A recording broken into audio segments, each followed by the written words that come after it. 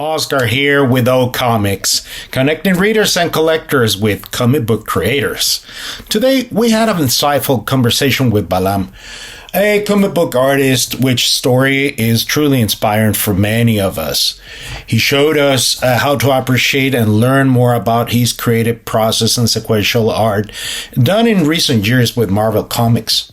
Yes, he claims that every single one of those gray hairs he has represent a deadline just to deliver intriguing art and excitement pages in all those issues that he's been published with Marvel. Well, with no further ado, let's get started.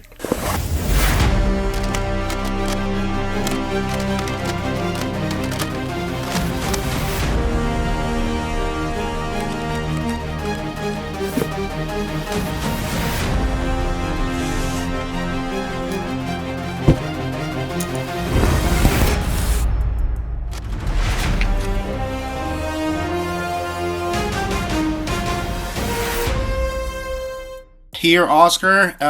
It's a pleasure for me just to present to you that tonight we're having Balám here with us, which I'm very proud because he's a fellow Mexican just like me, and he has a very nice journey, very interesting story to tell us. However, in this case, we're going to focus a little bit more, not into his journey into making his is all the way through to Marvel Comics. But we're going to talk about more about those technical things about being an artist, as a creator, as a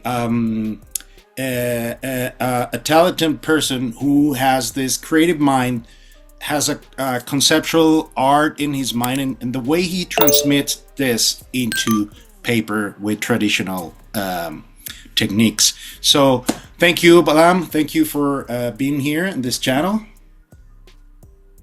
Hello, everyone. Thanks for having me, Oscar. Pleasure to be here. Good. All right. So let's get started. I always tell that the blank page is always like the monster we as artists we all faced. And sometimes we think that as readers, some people think that it's just like the process of creating a single page is just coming out of nothing. And obviously it has a start from a writer, something that the writer sends us as a script. So tell us about this. How does all this creative process starts with you? Well, actually, I often receive a script, a 20-pager script, and I tend to always be on the run because I'm always working on a story. So I don't have a lot of time to read them or acknowledge what's happening. So most of the times I will be working just like that, like reading as it is and going directly to the pages instead of reading the whole story. I just try to make some research onto the characters that they send me and try to grasp or have just an acknowledgement of what's going on, right? Because most of the times I don't have all of the stories, I don't have all the references. A lot of times I'm in the creative department because I have to make out things that probably even the publisher don't know how are they going to be. For example, the suits, sometimes they will tell me, you know what, the suit hasn't been designed, so make something out and we'll adjust at the end. So there's those type of things or just puppet characters that they use their place in the page, but they're not finished. And whenever the comic is finished, the previous comic, they will send me the reference for it and I'll exchange it. I'll patch it up, right? So most of the times I don't have all the materials I have. It's not like everything is set up for me to understand, but it's a really fun area to work on because there's an open book, there's an open page as you mentioned at the beginning. So what I receive is a script and then I'll try to translate it into layouts. It takes me about depending on the time frame, but let's say 5 days to produce 20 pages on a layout. I sent you some materials that maybe will be like shown during the talk and displayed during the talk. And those are the layouts I sent to Marvel. And most of the times there will be adjustments, corrections, and notes from the writer and from the editor, and I am to address those changes, to make those amends, fix here and there, adjust. For example, there's not enough room for the text, or this is not the way we were thinking about this panel. Could you flip it or try to make this character bigger? So after those adjustments that are happening during that week, I would be, if I'm lucky, green lighted to like work on the finished pages. So I'll have 20 more days to do a daily page, penciled and inked. And as soon as I'm finished, if I finish on time, the next script will be waiting for me. So that's how the gig works. So it's a pretty intense and extreme position to produce on that rapid or rapid fire type of work, because you don't have time to think. It's mostly instinctive. So I would say I have grasped through years and years of trying to understand the language, how to figure out a way to produce the 20 pages on a single month, right? Because I have to make a bunch of other things. Not only the comic, I have to live, I have to I don't know, fix things around the house, whatever. So I'll tell you, I've drawn a ton of comic books in my career. With Marvel, I've been only 5 years. I'm on my 5th year, but I have a 15-year career. I've worked with Humanoids in France, with Delcourt, with Titan Comics. I've done Blade Runner, a bunch of stories. So Marvel is just like the tip of the iceberg for me. It is one of my biggest achievements, but it's not like I'm new to this. I'm 37, and most of my life I've been working on comics independently, or however you want to understand it. I've never stopped. So as far as I can remember, I've done this. So you got 20 pages on a month. You have 1 week to make the layouts, to break down the script, and then 20 more days to finish up your story. That would be like in a big sense.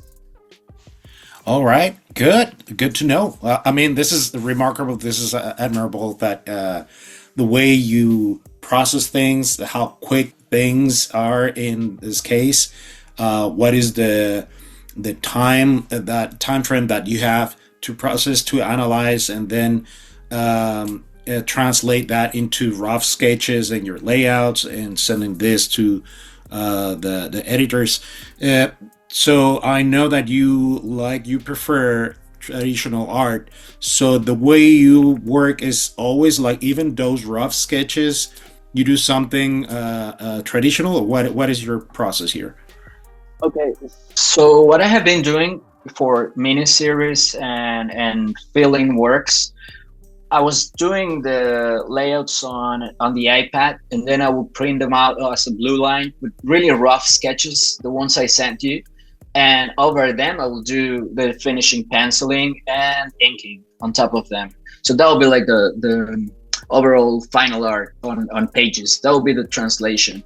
So there's a lot of things that are on the layouts that tend to disappear or move or be adjusted, because the size of the paper that we work is 11 by 17. So correct, you don't have a lot of space to make a bunch of details, like if you were to do digital. So for example, I'm very good at doing silhouettes and just small amount of detailing for backgrounds. So if you look at my work, I most of the time I draw just the things that are closer to the camera, and whatever is in the backgrounds I would do just silhouettes.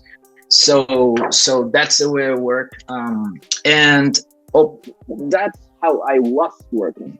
And then I don't know when, but I remember there was a moment in my career that I started working directly on the pages instead of doing the layouts on the iPad, which I find just the same. I mean, sometimes I think it's even easier with the iPad because I can just crop characters and move them around. And with paper, I have to lightbox trace them and just trace them again, retrace them again to reposition characters. So takes a lot of time doing that. So I think it's faster, and it's because of the industry that a lot of people are turning to digital media. So as for example, to draw cars or real things, it's fairly easier to just trace them over a picture.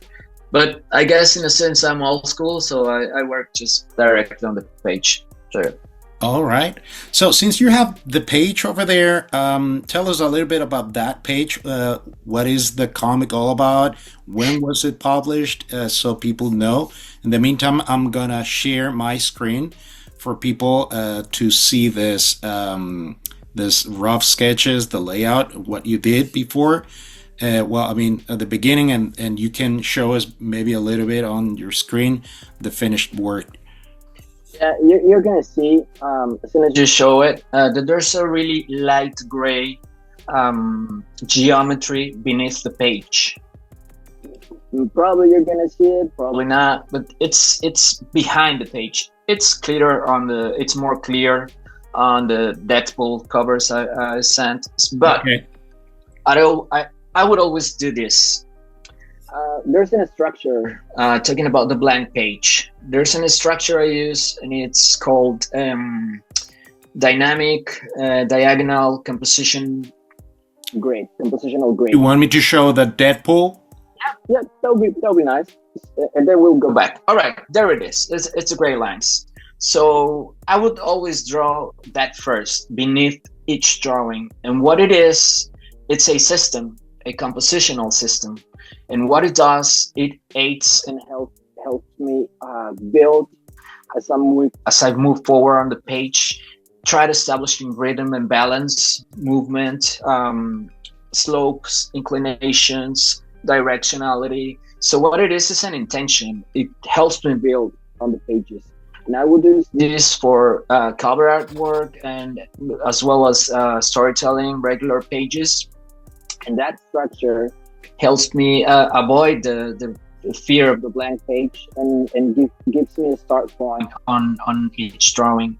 So I would always follow those type of lines, thinking that the reader is going to go from up to down and from left to right. So that's the way we read, right? So what I would always try to do is make an entrance and an exit on each page. So you would see on this Deadpool page that, for example, the helicopter tail and fire.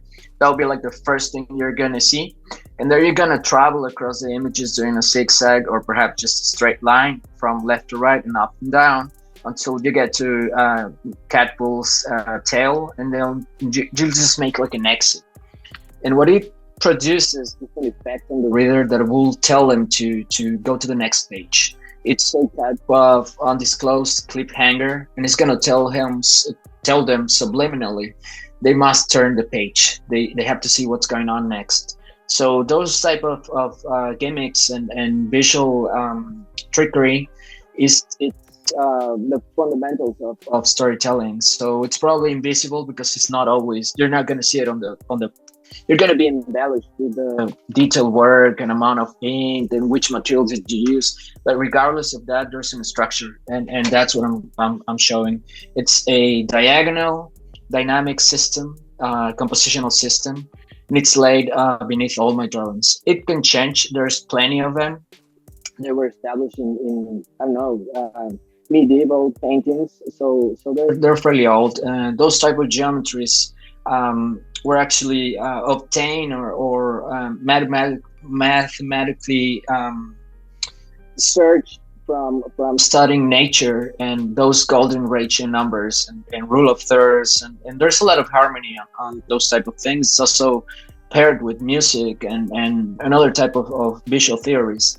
In photography, they always study this. So this type of framing through geometry talks about an interest to develop a language that is invisible but latent. So yeah, that would be fantastic. So we can go back actually to the page to page 15 or 7, whichever it is, page 9, I guess.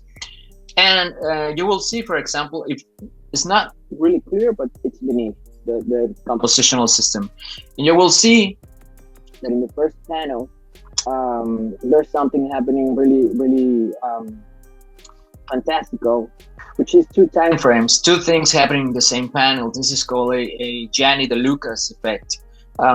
Gianni De Luca was an Italian artist that was tasked to make graphic novels out of really complex text like Romeo and Juliet, to adapt them to 40 pages. So it was really tough to adapt poetry. So what he did was make a lot of characters in a single page doing a single motion and traversing through the page, making a movement.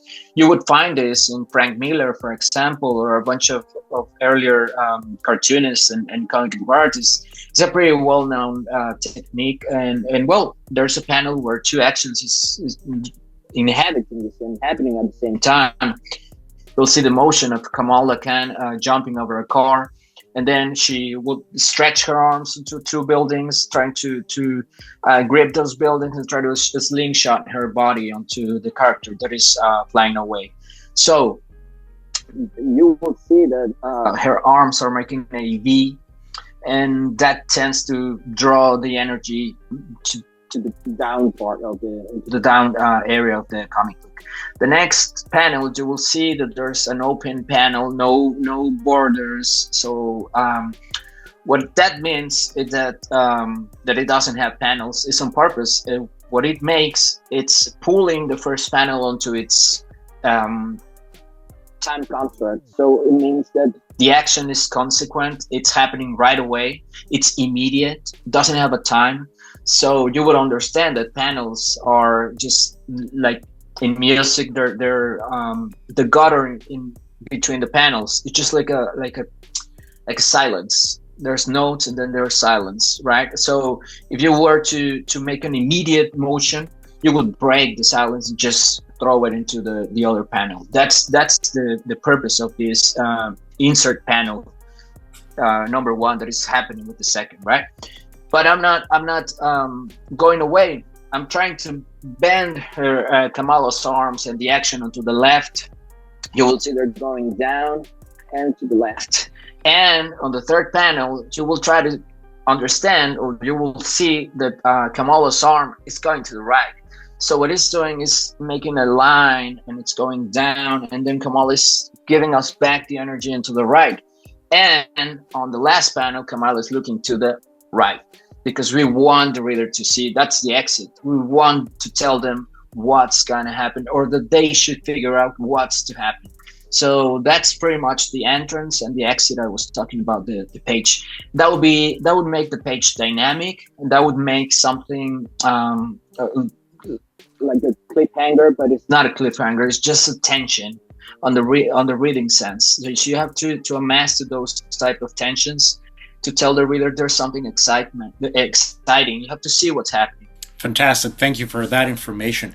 For all the people that is watching this interview with Balám, so just to let you know that it's not just about drawing. It's not about just knowing how to draw like an anatomy.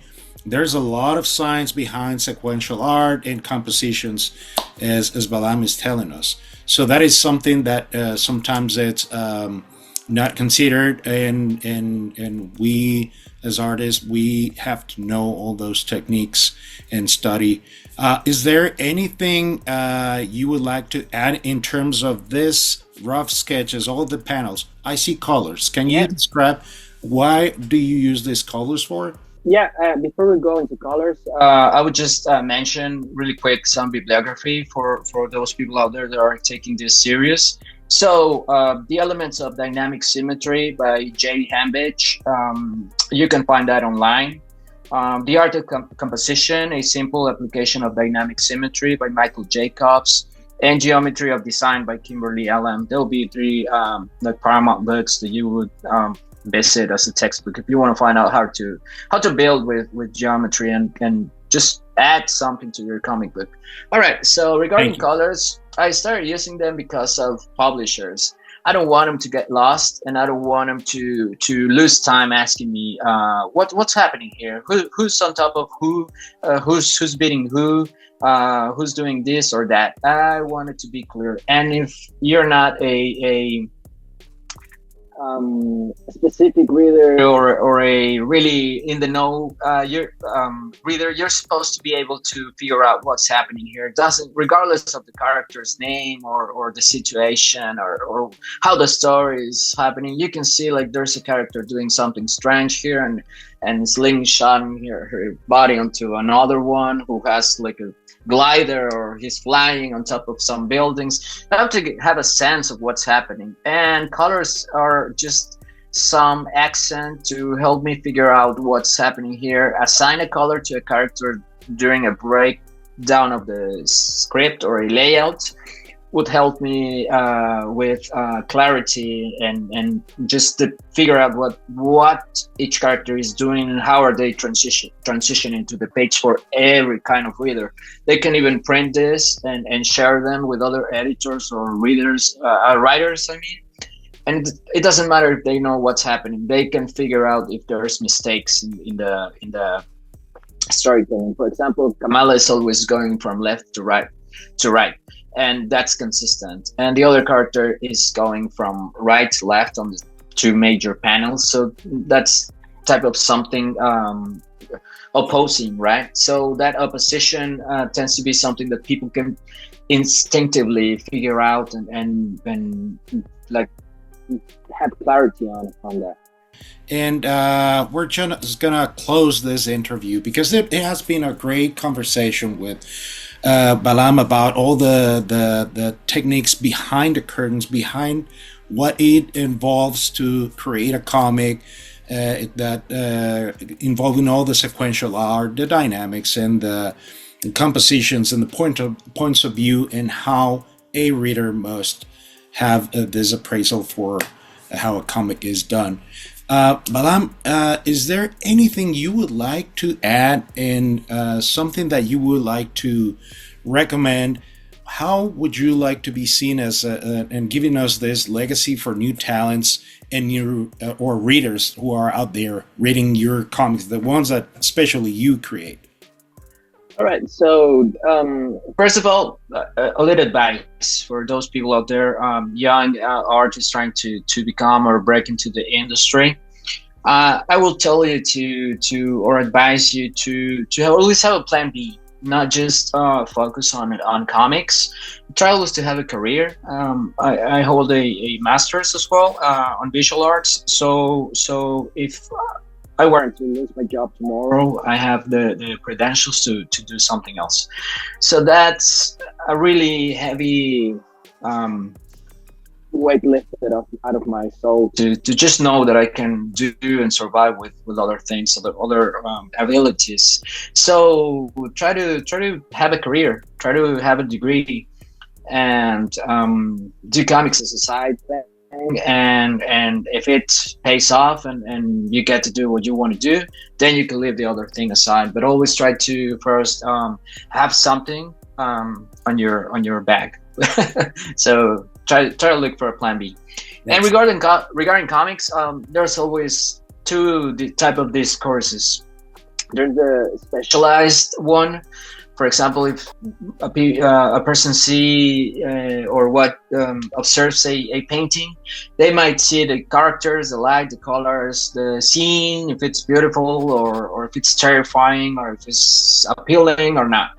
And then there's a scholar, in this case, other artists and other analysts that look at the painting, and they might see another type of discourse, like iconology. So what period or era or school does it belong? Does the painting is from the French school of I don't know. There's a bunch of techniques and schools. So if it's from the Renaissance, if it's medieval, if it's religious, what type of theme or mythology is portraying. So there's deep analysis. There's like the slight and fun and young thing, which is always good. So those type of things go hand in hand.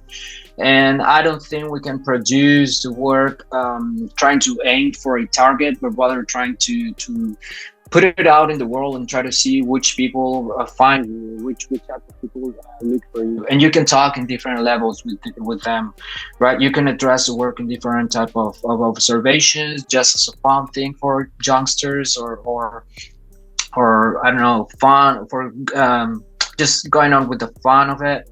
And you can do like a deep analysis with other type of people that are just interested in how the heck comics are built, how the heck are they made, right? So there's always the two discourses, and that'll be my perspective on it. Perfect. Thank you very much for your insight. Well, guys, if you would like to know more about Balám, can you, Balám, provide us I don't know, maybe social media? What would be your social media handles? Sure. I have an Instagram And a couple of other things that I've never used on the blog drawings. They're at Init Balám. That would be all of them. Just the same name, at Init Balám. And if you befriend me, like you will be able to see sometimes like pencils or art in progress, and then like a finished piece. And sometimes I share things that I don't know, caught my attention from pages. For example, small details of some panels that are my favorites that I don't even remember. Sometimes when the book arrives home, when my copies get home, I would go back to the pages and just look for those details and take pictures of them and upload them, because they're really fun to revisit. So yeah. So very cool. Thank you very much, Balám. Guys, thank you. We have to thank Balám for this short interview about how this is how a comic is done and all the techniques, all the science behind it. If you like this video and you would like us to give us your comments and you would like to know more about this techniques, something a little bit more technical, or maybe just more about the artist, let us know in your comments. So give us a thumbs up if you like this video. And Balám, thank you very much for being in this interview, and we'll see each other again soon. Thank you, Oscar, and thank you everyone for putting up with me.